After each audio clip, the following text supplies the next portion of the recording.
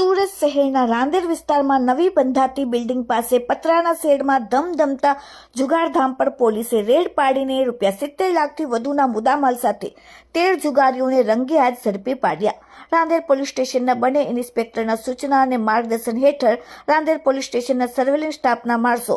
દારૂ જુગારની ગેરકાયદેસર પ્રવૃત્તિ અટકાવવા માટે જ્યારે પેટ્રોલિંગમાં હતા ત્યારે રાંદેર તાડવાડી પાસે આવતા જ તેમને અંગત વિશ્વાસુ બાતમીના આધારે રાંદેર ઓમકાર રેસિડેન્સીની બાજુમાં નવી બંધાતી બિલ્ડિંગ પાસે પતરાના શેડમાં કેટલાક ઈસમો ગંજીપાના રૂપિયાની પૈસાની હારજીતનો જુગાર રમી રહ્યા છે અને હાલમાં પણ ત્યાં જુગાર ચાલુ છે. જે બાતમીના આધારે તાત્કાલિક રાંદેર પોલીસે ત્યાં રેડ પાડીને રંગે હાથ 13 જુગારીઓને ઝડપ્યા, જેમાં એક મોહમ્મદ સબીર મોહમ્મદ ઇલિયાસ અલહાદીસ રહેવાસી બંબા ગેટની પાછળ બરકત એપાર્ટમેન્ટ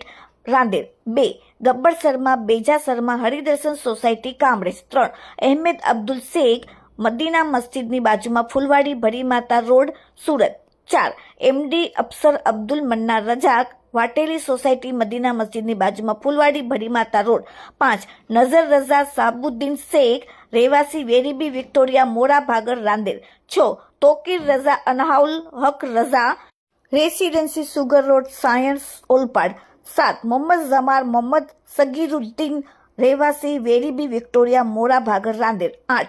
મોહમ્મદ અખ્તર મોહમ્મદ નૂર મોહમ્મદ રહેવાસી મરિયમ હાઇટ્સ પાછલી ઓલી રાંદેર, 9 મોહમ્મદ જહાંગીર આલમ મોહમ્મદ શાહિદ રહેવાસી green park society Dabholi, 10 Abuz Mohammad Yusuf Shaikh રહેવાસી બરકત એપાર્ટમેન્ટ જહાંગીરપુરા પોલીસ સ્ટેશનની સામે મોરા ભાગર રાંદેર, 11 મોહમ્મદ સમીમ મોહમ્મદ શરીફ અખ્તર રહેવાસી તલાલવાડા સુડા આવાસ વેસુ, 12 મોહમ્મદ આસિફ મોહમ્મદ તલાહાર રહેવાસી બસેરા કોમ્પ્લેક્સ મદીના મસ્જિદની બાજુની ગલીમાં ફૂલવાડી ભરી માતા રોડ અને 13 નસીમ મોફિક મોહમ્મદ રહેવાસી વેરીબી વિક્ટોરિયા મોરા ભાગર રાંદેર સુરતવાળાને ઝડપીને રાંદેર પોલીસે તેમની પાસેથી જુગારમાં રમાતા રોકડા ₹9,60,800, અંગ ઝડપીના દાવપેચના ₹46,150 મળીને કુલ રોકડા ₹10,06,950, મોબાઈલ નંગ 17 ₹4,27,000ના, 2 વ્હીલર એક્ટિવા નંગ 1 ₹30,000ની, 4 વ્હીલર ગાડી નંગ 5 ₹55,50,000ની મળીને આમ રાંદેર પોલીસે કુલ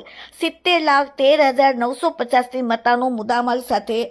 આરોપીઓને ઝડપીને જુગારનો ગણનાપાત્ર કેસ શોધી કાઢ્યો. Bureau report, daily India TV, Surat.